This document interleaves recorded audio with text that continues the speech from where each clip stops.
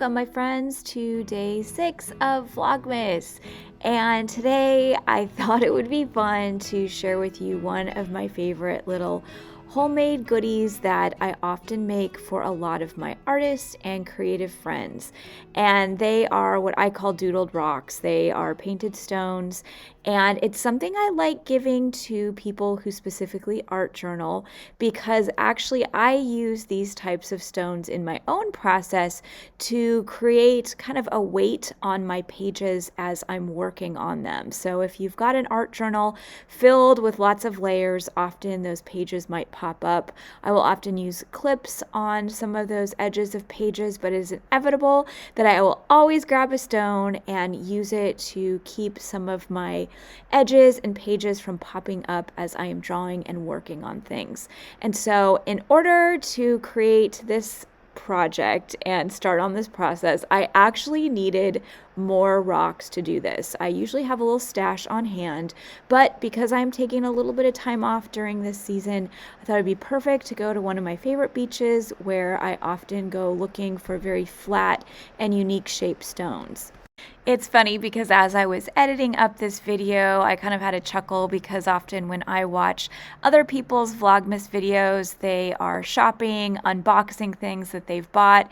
And here I am on the beach once again, hunting, gathering for little things that I can alter or use in my creative process. But I do think this is some great inspiration for those of you out there that might be working or giving on a budget, or those of you who, like myself, are really connected to nature and enjoy incorporating nature into your art. So anytime that I alter, paint, decorate rocks or stones, I look for things that are either uniquely shaped, perhaps a unique color. I like darker stones for this process, or have a smooth surface. I collected a good handful of stones, and I'm actually going to be using golden high flow acrylic white paint. It has the consistency of ink, but it behaves like acrylic paint, so it is permanent.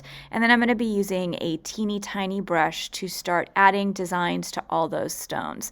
Now, there are so many different ways to paint rocks. This is not any kind of new idea, but something I really enjoy doing when I am creating this type of little object that I give as a gift is I try to go really, really decorative. So I use all kinds of floral designs, intricate little doodles and patterns on those stones. And what you're going to notice is because I have some darker rocks and then that white paint, you've got a lot of really beautiful, interesting contrasts going on. And I'm not going to lie, using a brush for this process is a little bit tedious. Sometimes I will use permanent paint pens, but I personally am most comfortable with a brush in my hand. I spend a lot of time glazing pottery with tiny brushes.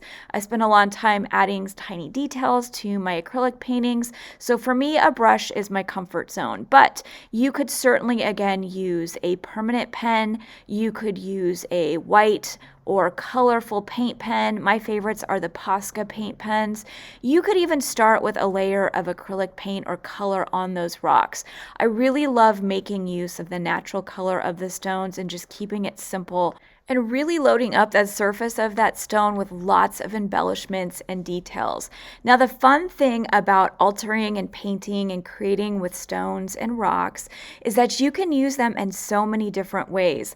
I really enjoy, once again, using them as a part of gift giving if I am putting together maybe an art journal, little bundle of supplies for my friends who are creative. So I will add a little stone next to a handmade art journal and maybe a couple of pens and some of my favorite supplies. This is just a fun little way to add a little handmade element to a gift. I also love using these stones in a tablescape. So I love decorating during any kind of holiday, and I love decorating with things from nature. So often I will make little place settings with stones, or I will put them in the middle of the table. I will let each guest take one home with them.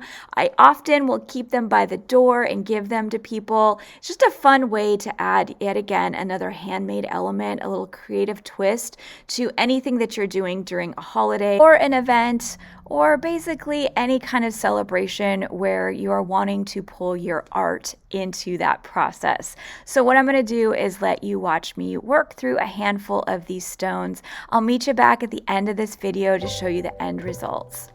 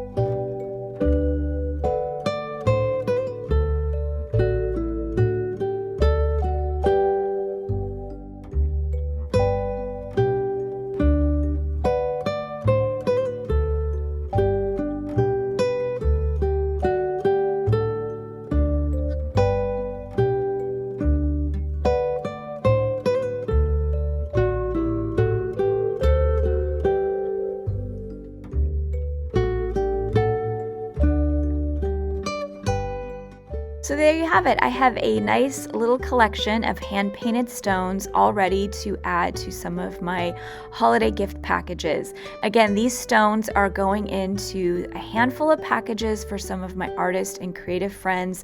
I am giving them a handmade art journal, a pencil pouch, a few of my favorite supplies, and I'm throwing in one of these little stones that, again, they can use in their art journaling process to keep those pages in place or weighted down, or to even use as a paperweight when it comes to all the papers and ephemera we all often have on our creative tables when we are art journaling. I am hoping this process inspires you to perhaps get creative with nature, or to get inspired to use your art to alter really simple things that you find every day.